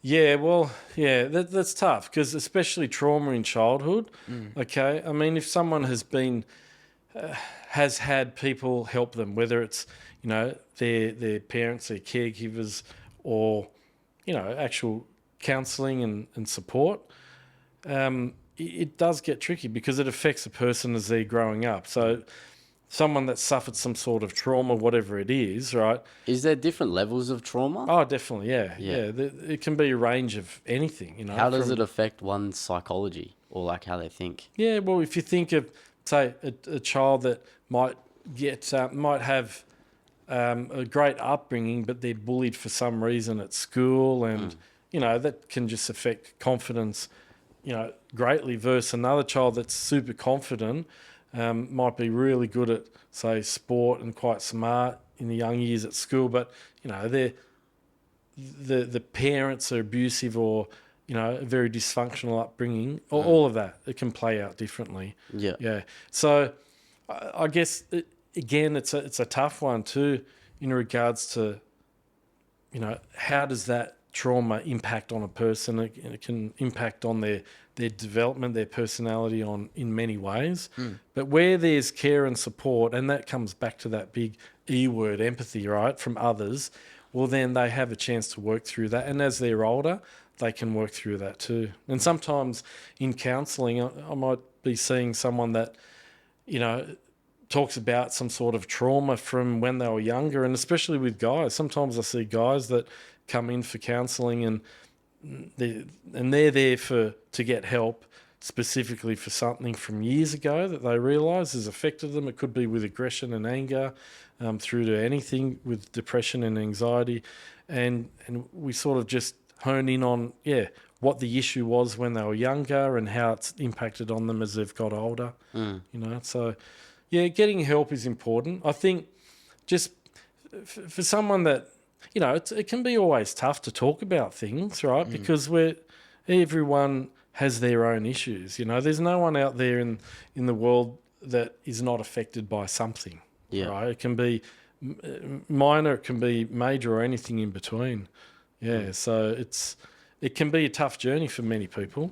Okay, but at the same time, you know, it's coming back to what we talked about before with resilience. Resilience is something that needs to be built and developed, even if it's sort of, you know, based on something that was strong with a child or a young person having that when they were younger. How's the resilience built? How? Practically. Yeah, how is it built in the sense of, like, for an adult? In any way. So, like, say I'm like, I feel like I'm not really resilient. How do I go about building that resilience within myself? Okay. So, because the resilience generally, I'd say, comes from, you know, people facing challenges and then dealing positively with those challenges, or dealing as positively as possible, okay? So building resilience, you don't want to go out there and sort of cop punches to the head, so you can build this resilience for pain, for example, right? But it comes from, you know, from understanding yourself and what sort of knocks you around on that emotional level, and realising, I've got to sort of push through. I've got to build on that and do something that sort of makes me stronger within. Okay, if that makes sense. It's about whether you get help from talking to, you know, friends or mates, or, you know, even professional help.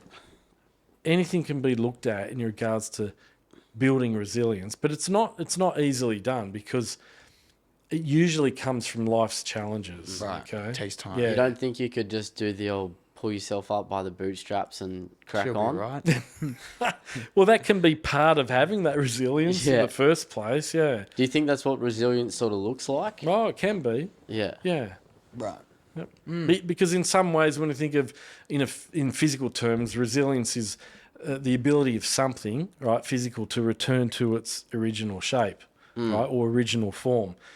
But like as people, as humans, and cognitively or mentally, that we don't necessarily go back exactly to what that form was, and that's part of building the resilience to face life's challenges is about, developing that. Do you think that's a good thing though? Sometimes, like maybe not coming back to exactly how you were. It can look. It's life. Yeah. Yeah. So it can be a good thing. It can be a bad thing. But we've just got to sort of keep moving with it. Yeah. Yeah. Keep moving forward. Yeah. Do you think some things in your life have made you maybe not bend back the whole way? Has there been a time in your life where you haven't been resilient? Oh well. Yeah. Definitely. Yeah. There's times where I've had to sort of question myself with what I'm doing, or what may have happened. And I guess if I talk about a little bit about my journey with sport, so like with soccer and baseball, they were my chosen sports when I was younger. And I remember there was a big turning point for me when I was 13. So basically, I played as a forward or a striker with soccer, sort of more of a mid-range like Division 3 team, and from like 6 or 7 up to about 10, and then up to 11, and then in under 12s the team split up, so half of the guys stayed in the under 11s, and I went to a new club, to first division side, and all of a sudden I was a very average player in this A grade first division team. Yeah. And I ended up, the goalkeeper got injured, and I ended up going in goals. And I had a great year in goals and absolutely loved it, because when I used to play with mates, I used to love jumping in goals and diving around. So, and one of my best mates, his dad was from Switzerland, and he played at a high level as a goalkeeper. So he trained me, and I made the youth league side for under 13s, which was sort of pretty much like that highest level at that age. Yeah. So, and that's after 1 year. It was like I had 2 or 3 years of this specialist training, and I absolutely loved it. Now, at the same time, I was playing baseball and playing in reps baseball, and that same time I made my team played as the New South Wales reps team, and I had a brilliant time down in Adelaide, playing against all the other states, and it was between me and another shortstop who was going to get that shortstop position in baseball. Yeah. And he played the first game and I played the second game, and there was a line drive hit, which is a hard, low hit.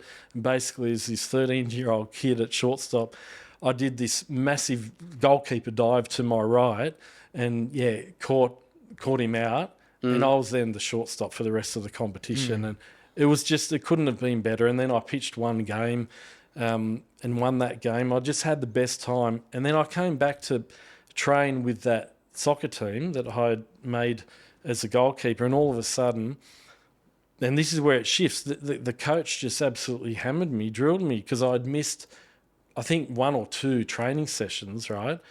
And he was going off at me that I've got to, choose soccer over baseball, and absolutely ripped into me. And I tried to say as this 13-year-old kid, but I just played baseball for New South Wales, and he just drilled into me. And basically what I felt, he held it against me that, I missed the 1 or 2 training sessions and I was just put down as a second keeper. So basically at that point in time, I just had this passion to want to be a goalkeeper for Australia. That's what it was all about. Yeah. And he just broke me, okay? Because what he said and what he did then was, I was regarded, so there was 2 keepers basically, and I was regarded in his eyes as the second keeper. So the other goalie was playing the majority of the game, and I played maybe 10 or 15 minutes at the end of the game. And I sort of lost confidence in myself, because as a goalkeeper, what can you do? Can you pull off these magic saves in 10 minutes? I didn't really have that opportunity. And I made a decision for myself. I realised that I wanted to play soccer at that young age at 13 and enjoy soccer, because in my mind I'd said, well, I'll never play for Australia, so why bother playing at this level and not enjoying it and sit on the bench most of the time. And I spoke to my parents about it. I spoke to my old coach, and I made the right decision, because then for the next 5 years, when I went back to playing still Division 1 or A grade soccer, but not at that top level, like not the reps level, we won 5 comps in a row, and I had the best time doing that. But so I guess coming back to resilience for me, I'd made the decision to play and enjoy soccer, okay? But at the same time, what that coach did to me broke me, and it made me... I lost that passion to take it to that next level, right? Because I really, as a 12 or 13-year-old kid, I thought I loved it so much playing as a goalkeeper, and I was going so well. My goal was to play for Australia, and I feel that, he broke that. But I as a kid, I think when I look back at it now, my resilience shifted what that meant for me. Okay, and I even look back all those years ago now and realise I made the right choice for myself. Okay, because I continued to love soccer. For the years that I played. That's so interesting, man. Like that story reminds me of, I guess we could say Michael Jordan, when he got kicked off his high school basketball team. But it gave him a polar opposite trajectory. So I find that that exact contradiction so interesting to me, like how it can force you just to go and play soccer with your mates and have a blast. Or for this other dude, it can force him, and he hangs on to that anger and makes him one of the best of all time. So is that just a nature and nurture thing? No, well, it's maybe it just comes back to, It's just a combination of things. He might have... I didn't even know that about Michael Jordan, Yeah, because so I'm there you not go. that much into basketball, but that's interesting, And maybe he just was wired differently. And he had that drive. And maybe that was the difference between him and I back then. No, fair enough. I kind of want to, we've got a few more things to talk about, Sure. I think, but I want to know how I could potentially utilize psychology in whatever way that looks like to strengthen my audience, because I feel like for me, I don't really have a great... I got people that listen to my music and people that like my music. But I don't think they're... I guess, I don't know if dedicated is the right word, because I don't want to bash the people that listen to my music either. I just feel like I'm not doing a great job of being someone that caters to my fans. And I think there's a point where you can cater to your fans to the music that you make, which I don't really agree with. But I think...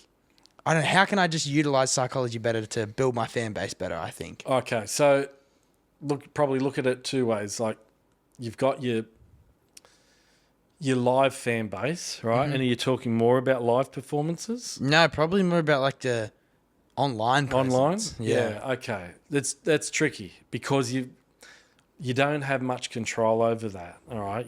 Right. So, and even live, you don't have a lot of control over the people that are out there, all right? Less control over your fan base, okay, online. Right. Okay. So in what sense do you feel that there's a disconnect for you at this point in time? I don't know. I think sometimes I struggle to be... Okay, right. For example, right, Josh is frother, right? And I've talked about this before in podcasts.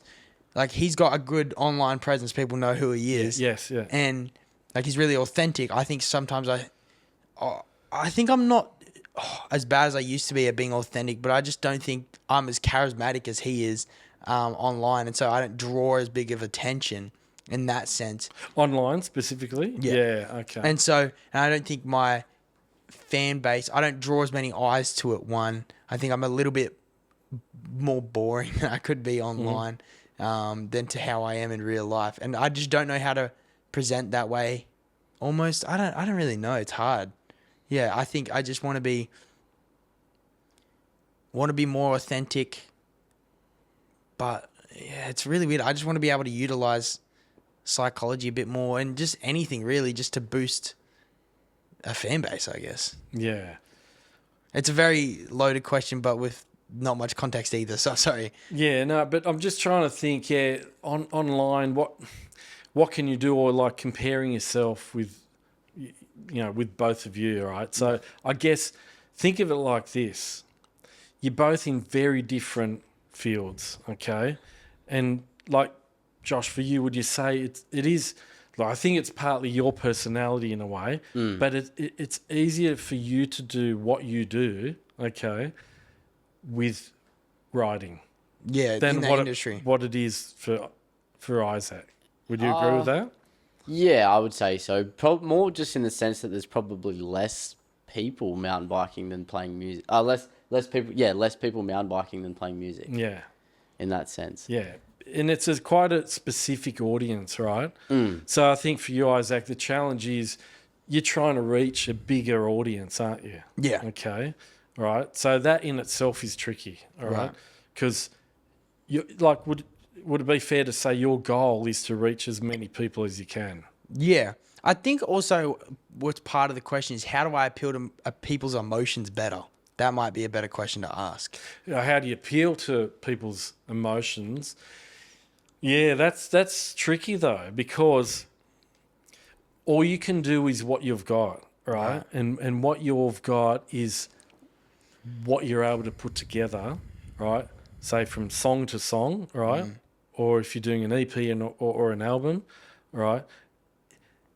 You've just got to be able to feel that what you put together is a package deal, right? And this sort of, if we think about music, and I've done recordings over the years and haven't been happy with my guitar sound with certain things, or really liked my guitar sound, but the drums didn't sound good, and or whoever's singing, sort of different questions about that, the end result. Okay. Yeah. So that it's sort of outside of your control even before it gets to an online audience. All right.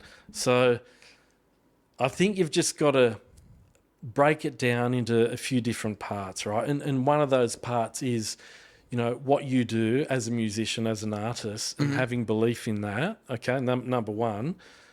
The second part is probably feeling the confidence in, whoever produces it and sort of gets it to that next level, right? Yeah. Takes your ability to perform and then builds it into that package. And the third part, in a general way, is how do you get it out there? How do you appeal to the people out there? Yeah, and that's sort of the difficult one too for you, isn't it? Yeah. How can you appeal to more people, all right? Yeah. And that's a tricky one, I think, because that's the part you have the least control over. Right. Okay. Yeah, so you're basically just saying, just put more of myself into it and make it more myself, and that's what's got to appeal to people. Is that kind of what you're saying? In a way, yeah. That's got to be your hope. You've got to realise you don't have that much control with that end process. Right. Okay. And again, it comes back to other factors. And what you're doing now, you've got the beauty of the online ability to sort of present what's out there to the world, right? Yeah. Whereas 20, 30 years ago, it couldn't be done that way. Yeah. Sort of to get that presented, to get your song out there, it needed to go to that next level. Yeah. Okay. But the thing that works against you is you've got a million other people doing the same thing. Yeah. Okay. Yeah. And I think maybe keeping at it, right, and keeping at what you're doing and having that sense of belief, probably, I don't know if that's the right word, or the sense of persistence, right, with what you're doing, and you just keep on building, okay, on that, all right? So I guess with the album you've just recently released, right, just a few months back, right, with Embers to Ash, you're hoping that it's going to just, blow up. Yeah. You'd love it, wouldn't you? Yeah. If that could blow up, or one song on that to sort of get to all those people. But what if it doesn't happen for a while? What if there's a song on that album that becomes something, but not right now? It could be in 3 years or 5 years time or longer. I've got to keep pushing at it. Yeah, you probably haven't thought of it like that. No, I haven't actually. No. And that's where I'm talking about.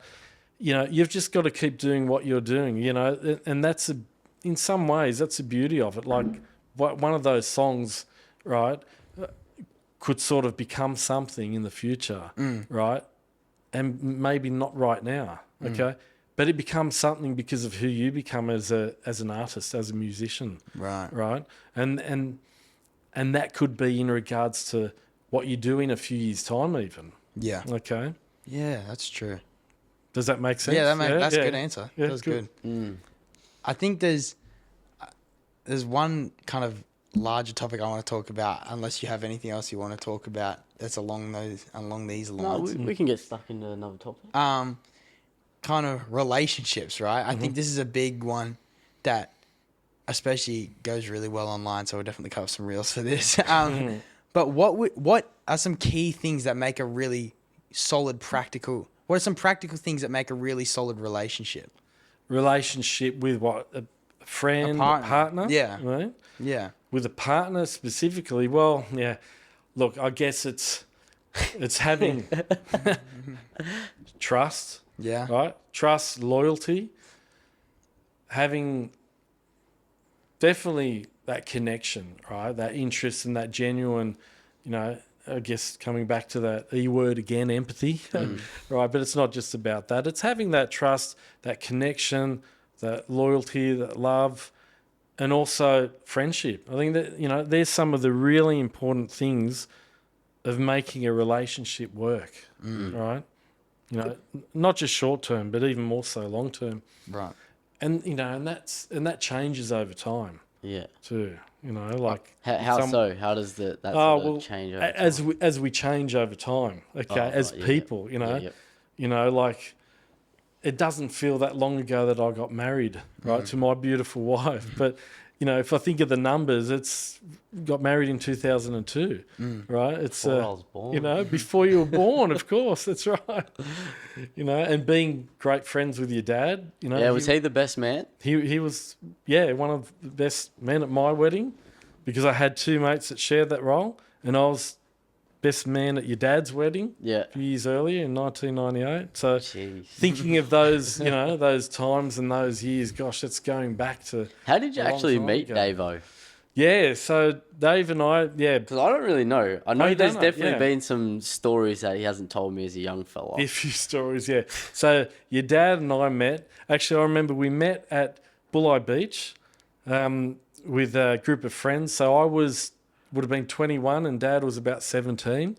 And, it was funny because we just got talking about cars, guitars, soccer, sport and surfing, and all of a sudden, we hit it off, and from that point onwards, we've been pretty good mates over the years, and even with your mum and dad moving to Cowra, for when was that? Back in 2013? Around 11 years ago.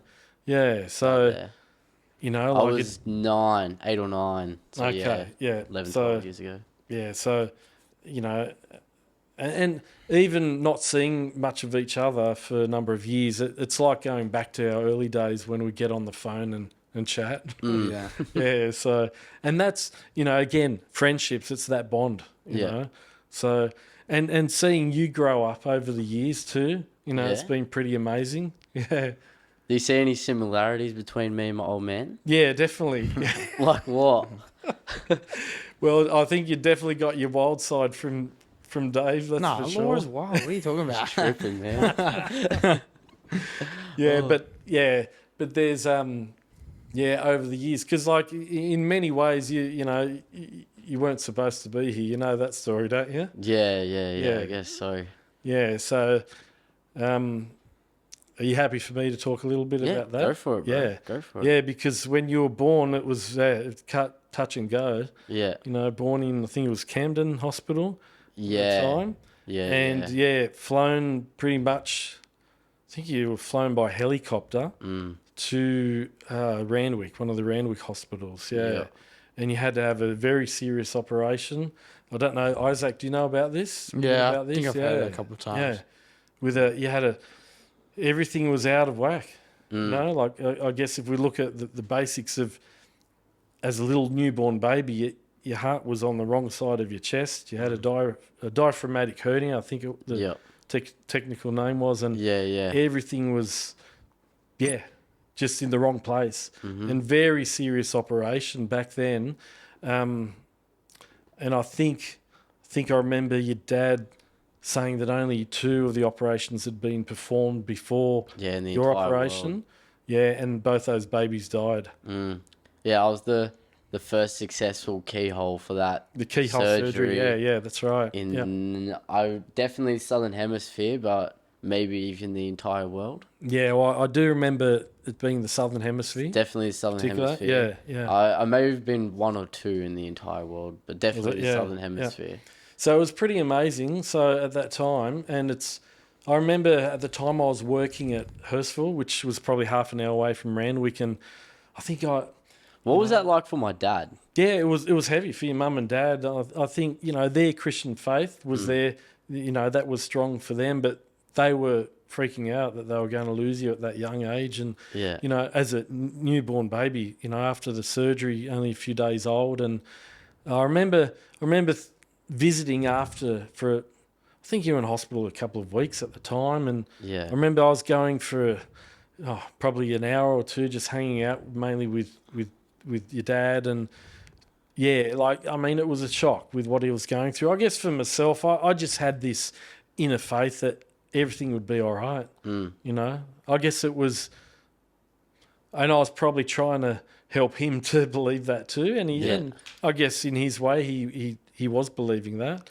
And the end result is frother. He's come through with the goods, hey? Yeah. But it was tough. It was tough on your parents. But, again, resilience. That built resilience for your mum and dad. And, you got through it. You know? And I guess, look, that's, from being a newborn baby with some major serious complications, it's built you to who you are now from day one. Do you think, like, overcoming that, even like at a newborn age, like subconsciously, that would make me more resilient? Well, it's hard to say. Yeah, because I feel like it's really tough. Every time I get an injury, time I get an injury, I like instantly think of how I could beat it. Yeah. Do you think like that would help? Do you think anything subconsciously that would have done anything? Well, yeah, possibly. Yep. Who knows? Like with the wonders of the human brain and the human mind, but at the very least, I think as you've processed who you are and what you've been through on a conscious level, as a child, as a kid, as you've grown up, that's probably strengthened you even more so. Yeah. Yeah. How does our subconscious mind actually work? What even is your subconscious mind? Well, that's a tricky one, because what is the subconscious? Yeah, I don't know. It's basically that gets pretty complex in itself, but it's what isn't consciousness, right? So it's everything else in a way, right? What do you mean? What do you mean? Yeah. Well, if we think of what's consciousness, it's sort of who you are, or what you understand, what we understand being in the here and now. Like chatting about this for this podcast and, chatting about different things. But, then we sort of ask the question, is this reality in itself or is it just a dream? Like we can go pretty deep into sort of looking at different aspects of consciousness and life. Okay. Yeah. But look, if we just keep it at a basic level, it's, the subconscious is what's happening beneath the conscious mind. Right. Okay. Yeah. Is there, because I've heard lots of things of programming your subconscious mind to like, sort of, not, I guess you could say get what you want. Like if you program your subconscious mind, you're a winner. You'll already have that internal belief without even having to consciously think about it. Is that sort of true? Is that how that works? Subconscious mind sort of works like that? Probably partly. Yeah. But in a way that's probably using conscious thought to achieve that. So you can consciously program your subconscious.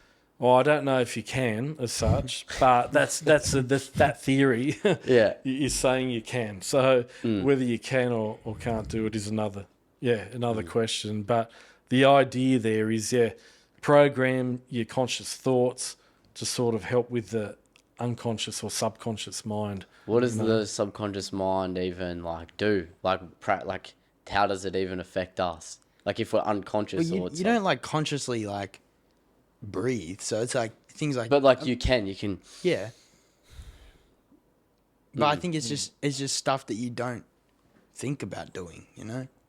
It's like you're not thinking about like how your hand just moved just then. No, it is. I fidget all the time. Yeah. No, but like the exact movement, it's like you're not I'm not thinking, oh. Is that what the subconscious is though? Just doing things without thinking about it? Or it can be. It can be. Yeah, like you're saying, you fidget, I fidget a bit. Like, some people can sit fully still, but many people can't. But look, it's partly that, but it's more than that. But it gets probably to a pretty deep sort of philosophical view when we look at consciousness and unconsciousness. Oh, yeah, go for it. It's the subconscious. Yeah. Because like when I had my surgery, it's like you pretty much go in and you wake up and it's done and it feels like nothing. But it's like there was hours of conversation said over me that would I have heard them or would I have not heard them? Like, do they go into your subconscious mind or? Yeah, but again, it's hard for that to be answered, I guess, scientifically, yes or no, right? Right. So what's your opinion on it? I think there's an element that it probably would go into the subconscious mind, right, at a basic level. But then the relevance of can the conscious mind sort of tap into that and draw from that? So, for example, with an operation, someone that's under general anaesthetic, whatever doctors may say or may not say, can that sort of be picked up by, a patient's consciousness later on? Yeah, I don't know. It's a tricky one, that one. Oh, what about like as a psychologist, I'm sure you'd learn about reading body language and stuff, right? Yeah. What sort of tips and tricks can you go about like talking to people and reading their body language? Like let's go for like a teenage boy sense, like hitting on a girl. Yeah, okay. Like, like I guess that's like the most basic way I could think about of like reading a body language if a girl's into you or something like that. Yeah, that's that comes back to more the basic body language. Are they interested? Sure. Are they not interested? But if we sort of stretch it out even to something that's even probably more relevant would be just people in general. Okay, sure. Like say with what you're both doing. If you're talking to someone and you can see they're just looking around and they're not interested, are you going to sort of keep wanting to chat to them? You're going to be either a bit annoyed or thinking, they're not bothered, right? So the body language can play out in that sense, right? Yeah. If you're chatting to a family member or, like a sibling or a good friend and they're just switched off, it's going to be a bit annoying, right? Yeah. But it's not, body language is often one of the first things that you'll pick up on, whether it's someone you know well or it could be someone at the shops that you've just met. What are like some key things you can pick up on if you're talking to someone? Key things to pick up on for what? For what reason? Say if someone's lying to you. If someone's lying to you, what are some body language things that they might do so I can pick up on that they're lying to me? It's tricky because it depends. They could be a good liar and you're not going to pick up on it. Right. Yeah, what makes someone a good liar then? Well, someone that's a good liar, again, there's probably someone that has been a good liar when they were younger, okay, but has practiced it, right, and got away with it. Yeah. Okay, so whether they're a 10-year-old kid and they're good at lying, or a 40-year-old person, right? So what makes them a good liar is probably the practice, getting away with it, and then that sort of comes back to negative stuff too, doesn't it? Right? Why are they lying? They're trying to achieve something, or trying to get something for their own gain, or get out of something to save. Or get out. Yeah, that's right. They're trying to gain something one way or another. Yeah. So I think is one of them like they won't look at you. Like if I'm like trying to tell you something, and I'm not like looking you straight in the eye. Is that like a body language thing? If someone's lying, I've heard that. Again, it can be, but then some people will lie, right? And that's what they've used as a bit of a strength, right? So it's like Yeah. there's almost not a give for anything. Yeah, it's hard. It's hard to say. If you know a person well, right, or if you know of what their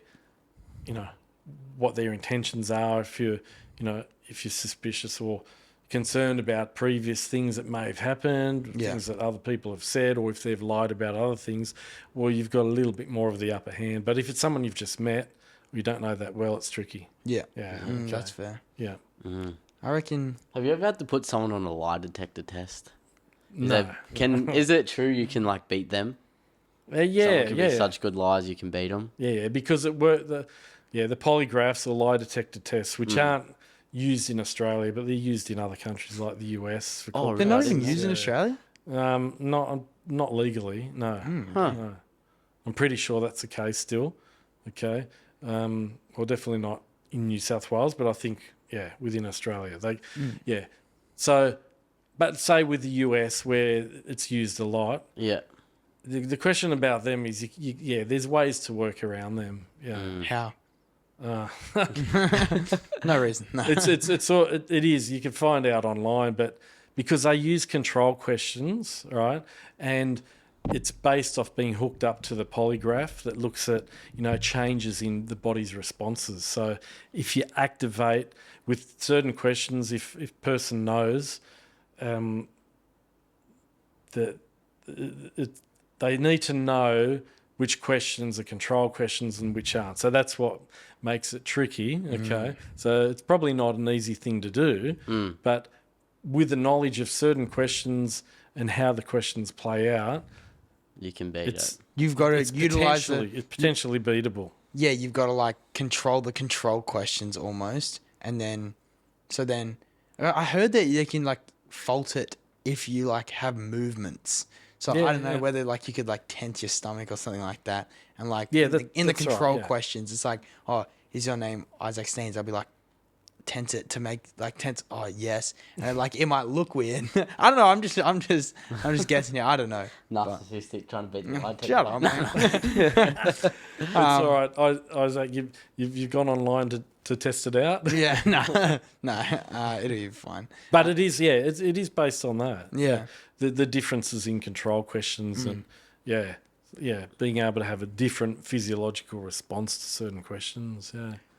I reckon we wrap it up. I haven't got anything more unless you want to talk about anything. No, I'm pretty happy. You want to talk about anything else? Oh no, well, no, I'm happy to wrap it up. We can always have another chat another time if you want. Sure. Yeah. How long have you been going for? Like over 2 hours, I reckon. Hold on. Yeah, just over 2 hours. It's pretty good. Usually we have a closing question. Oh yes, the closer. Yeah. He's an avid Before the Blob watcher. You watch all of them. Oh, I've checked them out. Yeah. Okay. Yeah.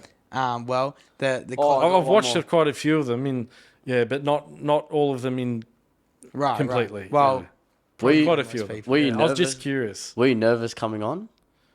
Yeah, I was actually a little bit nervous, which is funny because I don't get nervous when I'm playing gigs. Yeah.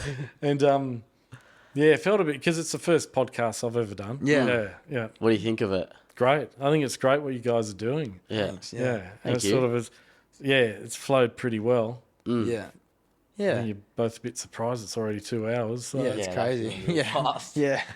But yeah, the closing question not usually, all the time is, what's the biggest lesson you've learned throughout your entire life? Yeah. No, I like this question. I'm going to sort of give you two, all right? Go for it. And it's probably a little bit more advice-wise too, okay? For sure. So the first, the big one that I'll talk about is something that my dad used to say to me and that I use for myself and even use with my clients. And it's just to go with the flow, all right? At times when times are tough, you just got to go with the flow, okay? To just chill out and just at times you just need to do that, right? Know where to pull it back. So go with the flow is one. And the second thing is, let me ask you this. How often do you have half a shower? half a shower. Never, right? You don't have half a shower. Can you ever even have half a shower? So it's all about, you don't have half a shower. So when it comes to doing a job, do a job well, okay? So you don't have to do a job. If a job's worth doing, it's worth doing really well, okay? So like we don't have half showers, right? Yeah, the number 2 one here is just if you're going to do something, do your best at it. Yeah. So I hope that That's makes quality. sense for the two That's of those good. and go with the flow. Yeah. The number Awesome. 1. Sweet. Well, thanks for coming on. Thanks, Thanks Chris. for having me. Appreciate the Everyone, advice. or if you want to plug your private practice or something, use this little don't have advertisement. to. Oh, it's all good. It's just me. Perfect. Yep. Chris Barsoum, everybody. Awesome. Like and Alright. subscribe. Or just do what you want. Nah, do it. Yeah. Have a listen. Just hang Chris out. Barsoum. Thanks, Thank everyone. you. Thanks, guys. Awesome. Thank you. All right. Sweet. Great. That was good. Cool.